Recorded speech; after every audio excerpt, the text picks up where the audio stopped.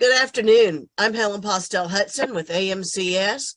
Thank you for coming to our Board of Directors training today. With me on the panel are Ty Tyler, our speaker. Ty is with ACPS Pools. Is going to give us a lot of good information.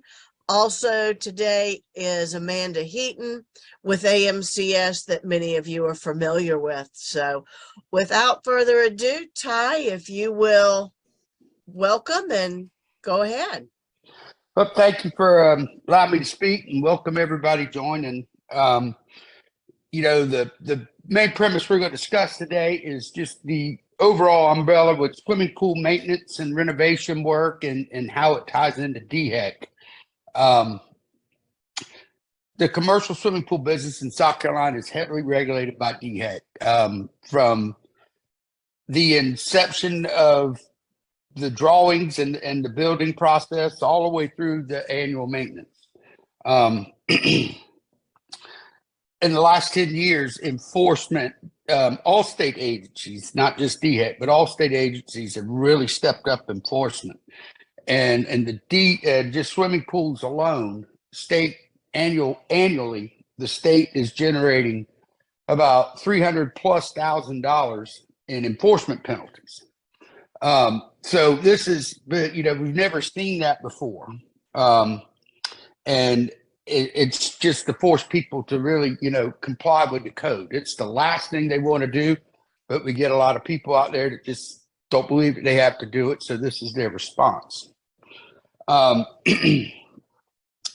With that being said, it is important to keep every aspect of that pool in compliance as it was permitted originally, whether it was 20 years old or 20 days old.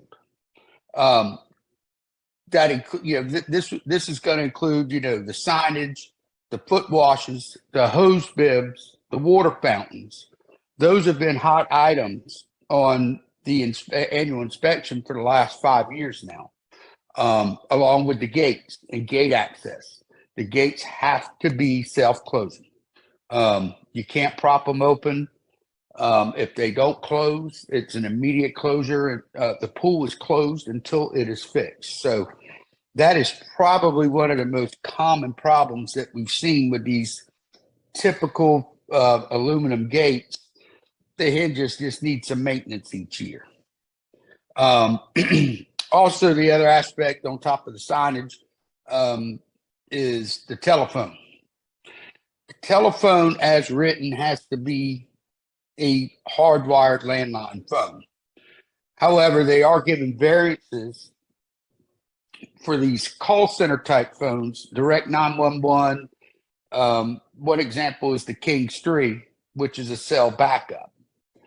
They're approving those because they have realized that nobody's laying copper wire for phone lines any longer.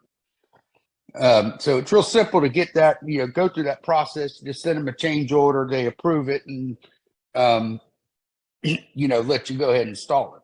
But if that phone don't work when they come, that pool is closed until the phone is fixed and they come out and re-inspect it.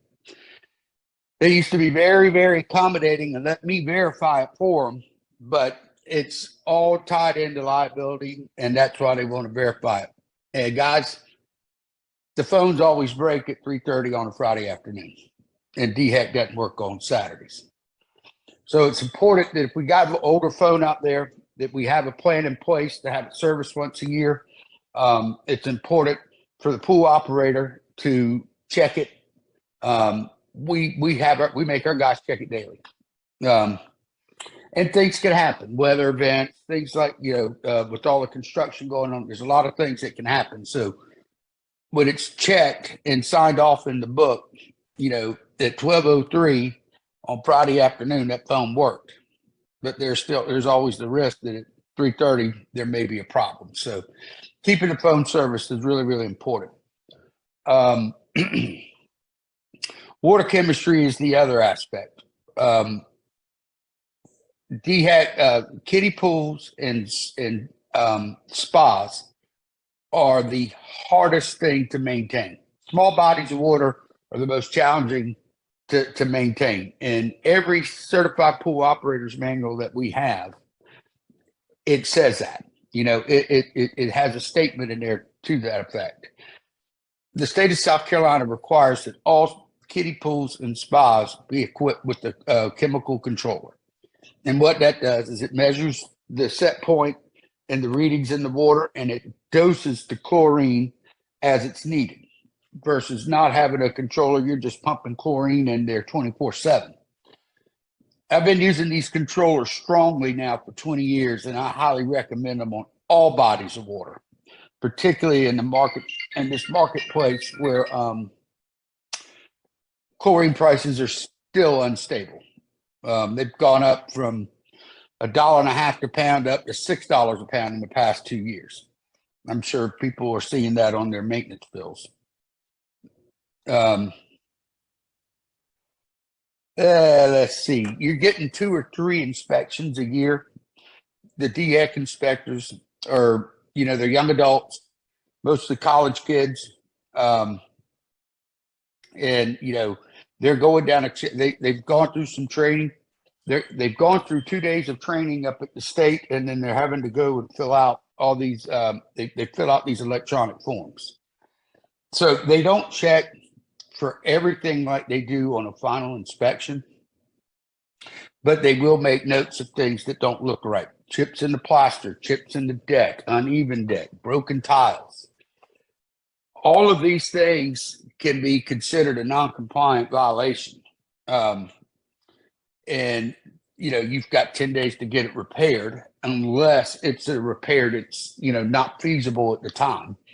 Then you can ask for a little grace on it.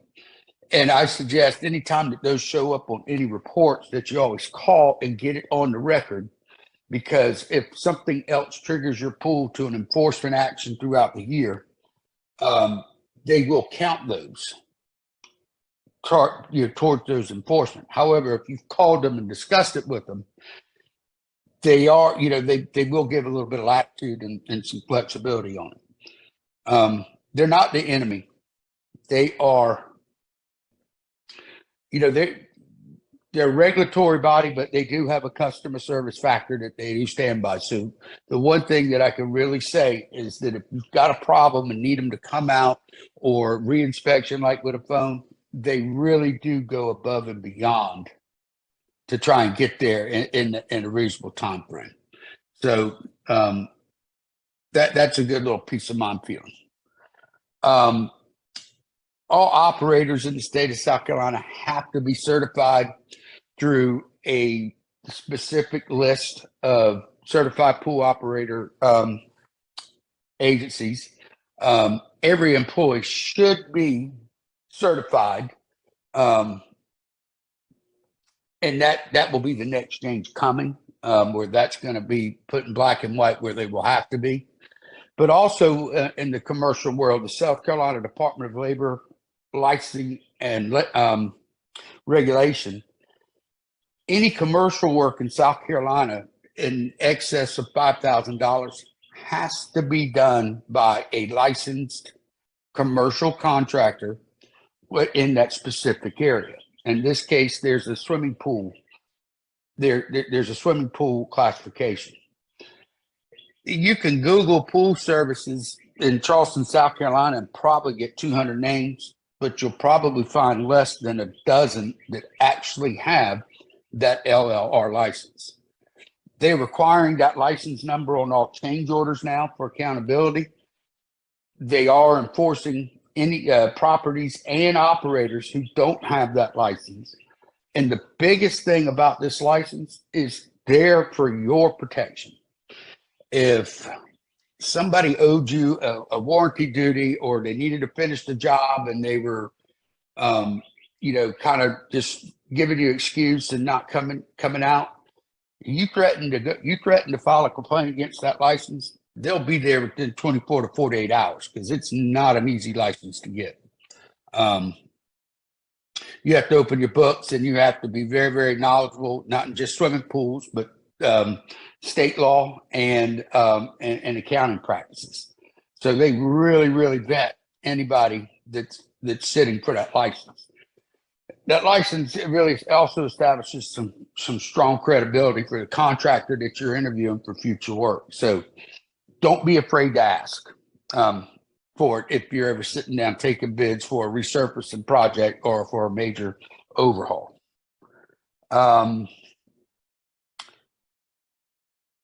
You know, I could read the book to you, but it's all says, you know, the basic things. So does anybody have any questions about it? Helen, I know you and I've worked together on some years of this, and I probably skipped over some things. Do you have anything to add? Well, Ty, tell us a little bit about the glass beads in the filter systems that are being used now versus using the sand. Well, that's a good point. They've got a refined milled glass that that's really, really light, and it's not sharp, and it doesn't cut or hurt people.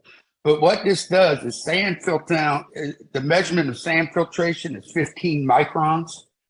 Using this glass media, it filters down to 5 microns. So the lower the number, the clearer the water. Also with this glass, you don't need as much as you do with the sand. You only need, so if you need 1,000 pounds of sand, you only need 800 pounds of glass, and it lasts longer. So you should extend your life 1.5 times at the minimum. We've had tremendous success with it. The cost is a little higher than traditional sand, but the benefits outweigh the cost. So we're talking, you know, for a couple $100 extra on a single sand filter to get 1.5 times the life out of it, easier maintenance, clearer water, quicker recovery times when there is a failure and the water is cloudy. Couple $100 is a drop in the bucket compared to what it could cost. What doing it the traditional method. Okay, so you touched on a minute ago about everyone who checks a pool, I believe, is going to have to be certified or has a license. How is that going to affect some of the pools that have owners testing the waters versus having their CPO tested 7 days a week? Thank you. And let me clarify the statement. All contractors with employees, the move is to get all employees of the contractor license. Right now, we've got one person passing a basic CPO test and trying to send 30 different people out there, and they want a little bit more faith in the people being sent out there. This is not going to impact a volunteer at a homeowners association or someone in an apartment association testing the water and writing it in the logbook. You'll still have to have a certified pool operator test it at least 3 days a week, and sign off on it. But every day that pool is open, somebody has to test the water and record it. That's not going to change, and the requirements of that's not going to change.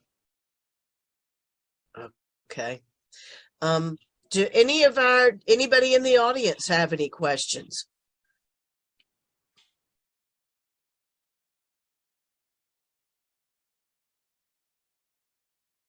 Anything at all? Ty, are there any new regulations that you foresee DHEC looking at this summer, spring and summer? We've been pressing, you know, DHEC hasn't announced the target list. Last year, Charleston had a great year. They were understaffed. They had a hard time getting people filling the summer positions. And the ones that they did fill, you know, they trained these guys as best they could. They weren't as aggressive, but they weren't relaxed either. But you just didn't have anybody going out with the white glove treatment. So it was a very quiet summer as far as that, in that regards. We've been asking and trying to push the department to upgrade their regs for about 5 years, which they usually do every 5 years. And it's not changing anything in the regs. It's cleaning up some language. like the telephone. Right now, it clearly states you can't use voice over internet or cell phones, which that's not going to change, but voice over internet connections. Well, every landline pretty much out there now is voice over internet. So they just need to bring things up to current standards and current code. This year, they're right now, based on my last conversations with them in our conference call, the plan is to stick to the program as it is. They're going to stay people who haven't maintained their water fountains and foot washes, putting the pressure on those guys to get it up. At the gates, that's one thing that they're going to maintain aggression on is the gates. They've had a few instances of small children wandering into a pool because it didn't self-latch. Now, the good news is we didn't have any tragedies with that, but just the thought and the concept and the fear of it, they're trying to be a little proactive and prevent that from coming. So there are some lawsuits pending throughout the state for various different things. The state always gets named in it, and depending on how those lawsuits, finish up, those is usually what sets some precedents on major reg revisions.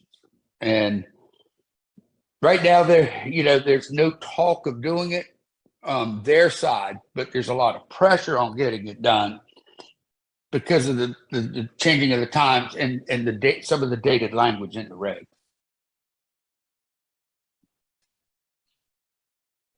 Ty, if a pool is having a hard time keeping a kiddie pool regulated, what alternatives could they do to make some changes to the area for better regulation?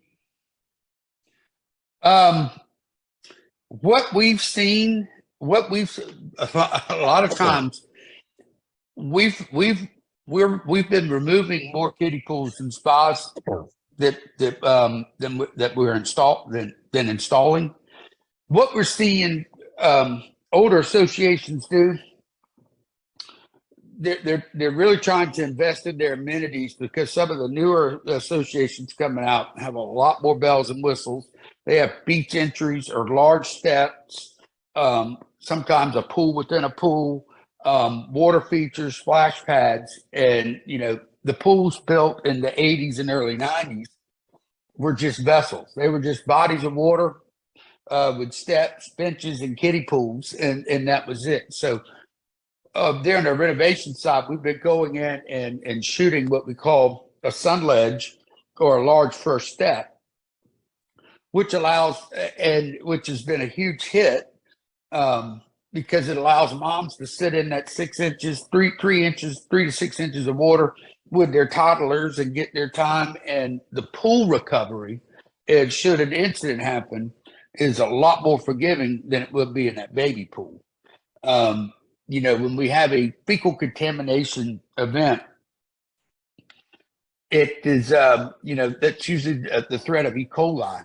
And the CDC says that E. coli is neutralized in less than 1 minute with less than 1 part per million chlorine. So that's almost instantaneously. And, there is chlorine in the tap water, so it's almost neutralized in tap water. Now, there are other contaminations, Cryptosporidia being the worst. Those are the ones where you got to shut down and really, really super chlorinate that water, and Giardia being the second. We don't experience too many of those throughout the year. There's usually a couple calls here and there. E. coli is the most common one, and a lot of people were concerned that with the presence of toddlers in the pool, even with their swimmy diapers and stuff on, that would increase pool enclosures. Good news is that it's safe. I personally like to close the pool and shock it myself, just to be thorough, but I don't have the expertise or the scientific knowledge to challenge the Centers for Disease Control. So we rely on them for those standards. and we Are there any follow. There you go. Are there any regulations with toddlers in the pool? Do they have to have swimmy diapers on?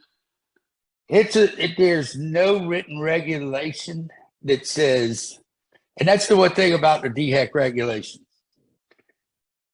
It's the words. They use words like shall not instead of words like should not, because most pools are swim at your own risk. So they're keeping those terms broad like that, just for liability and the fact that they're swim at your own risk. They're not required to be, only certain pools are required to be staffed with lifeguards, or pool attendants. In this case, it's a strong recommendation from them that pool owners add those rules to it. You could always add to the DHEC rules, you just can't take away. So they advise people to do that, to do those things, and just, hey, regulating it and enforcing it is we know it's a challenge because it's an unstaffed pool, but do the best you can. And I've seen most of my associations spend the extra money on signs and do everything they could to educate, their population. The other thing, and this is so trivial, but is one of the bigger problems, is the department has a rule that nothing should be within 6 feet of the pool ledge. Well, the first thing most people do when they get to the pool is drag the chairs up there, closer to the pool edge. The DHEC inspector shows up, he writes them up. There is no way to regulate that unless you cement the chairs down into the ground. Now, it's a 1-point violation, and it's trivial, and it's not going to go away. I've just advised everybody, look, they're going to do it, and most people don't read what you give them anyway, but advise them not to do it. So if there is a problem, guys, this is why your regime's going up, because you won't comply with the rules, and we're having to spend more money to clean up after it. Yeah. So, Ty, with the crazy weather that we're having right now, it's 70, almost 80 during the day, and still getting a little chilly at night. But what are the requirements for wintertime deck access for sunbathers? Well, the department has done a really fantastic job of putting that on the owner. The regs say that when the pool is not open for use, and that it's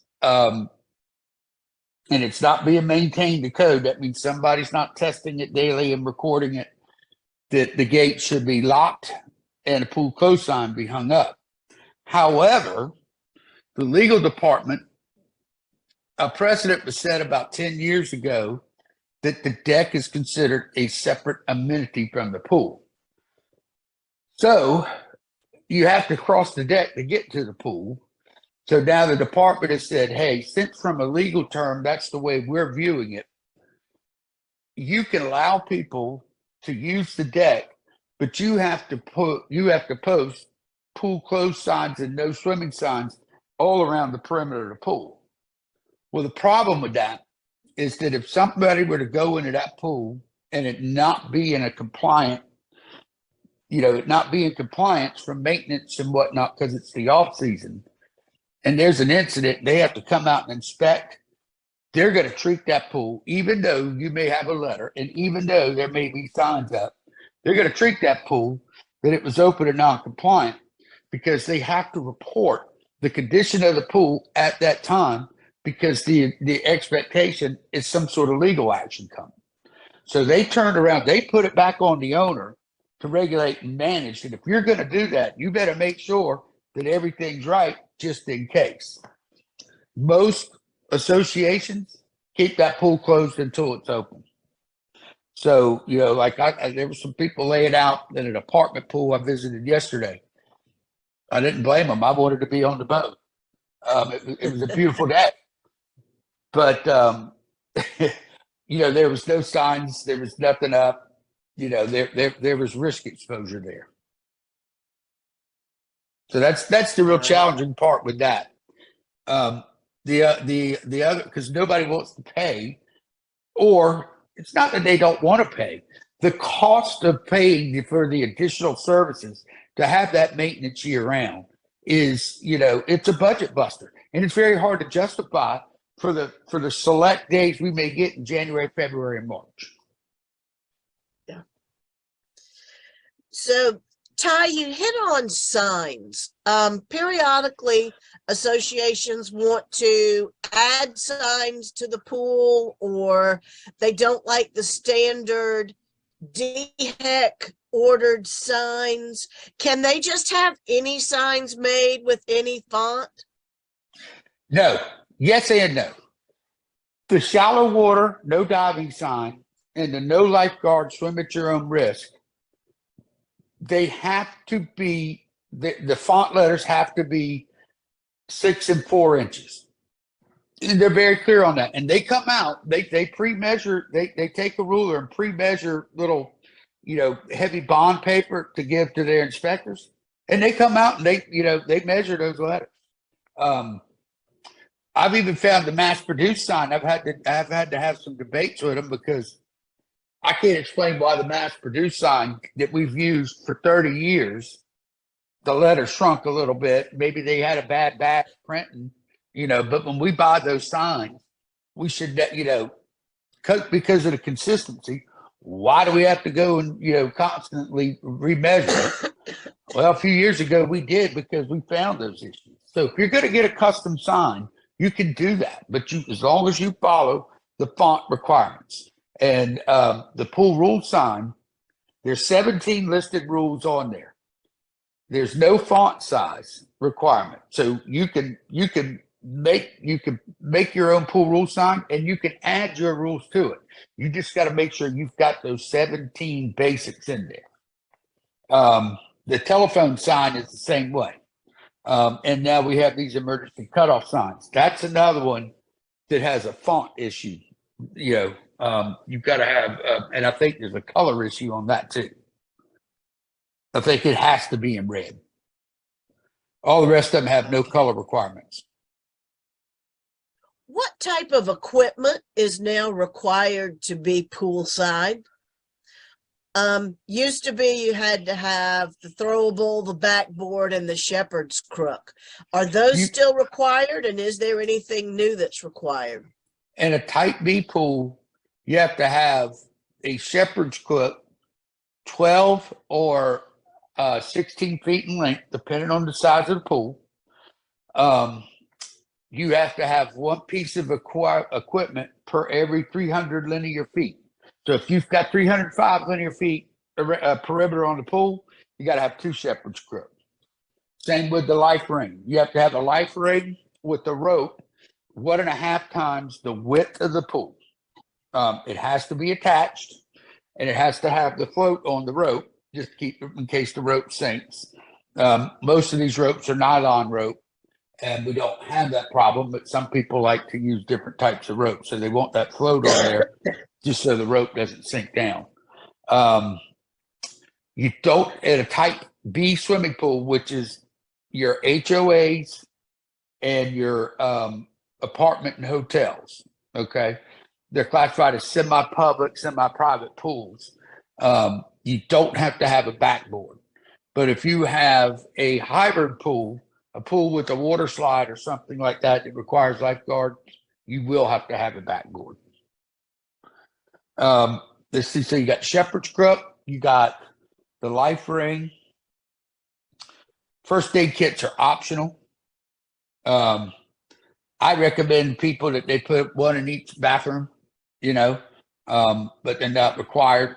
But if you do put one and you do post it on the sign, the department's going to expect it to be maintained. If you put a separate first aid, if you put a separate sign out there that says first aid in the bathroom or put it on the bathroom door, they don't touch it as much. Or the pools that aren't required to have it, type B pools. Type A, E, and G have to have them. All right.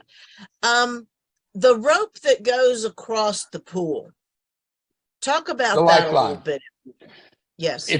if you have a pool 5.5 feet depth or greater, you have to have a lifeline on the center point break. And that is the most controversial piece in this puzzle, because people that swim laps take the line, take it down, and they don't put it back up. If you ask the Department of Health their opinion on it, they're going to tell you to swim underneath the rope. Kids play on it. Here it is, a swim at your own risk pool. Nobody's there supervising it, so it happens. It's a 1-point violation, but it's one it's just like the chairs.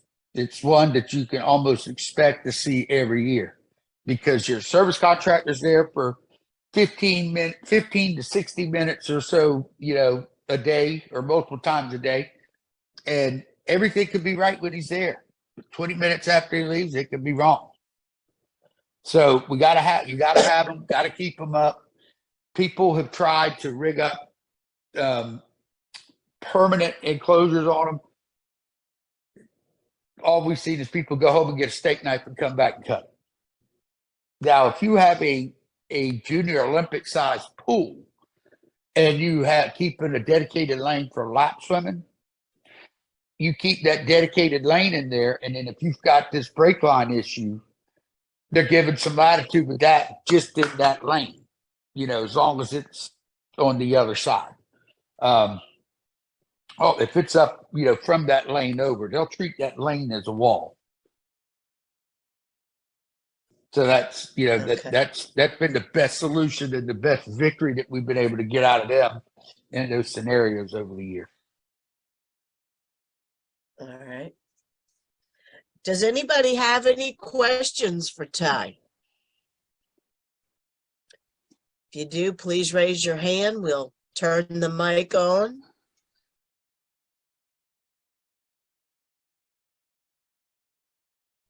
Ty, I don't see any coming, and I know you've given us a lot of great information today. We appreciate your time, and for our participants, we appreciate y'all's coming in also. The pool's always an area that people are concerned about with an HOA. It costs a lot of money, and DHEC is a regulatory agency. It's always nice, and if you have questions, come back to Ty, go to your pool contractor, and they'll be happy to help you with that. So, Ty, do you have any comments to wrap up? Now, I want to thank everybody again for taking the time to let me speak with them today. And if they think of anything down the road, I've always tried to make myself available, myself or my staff.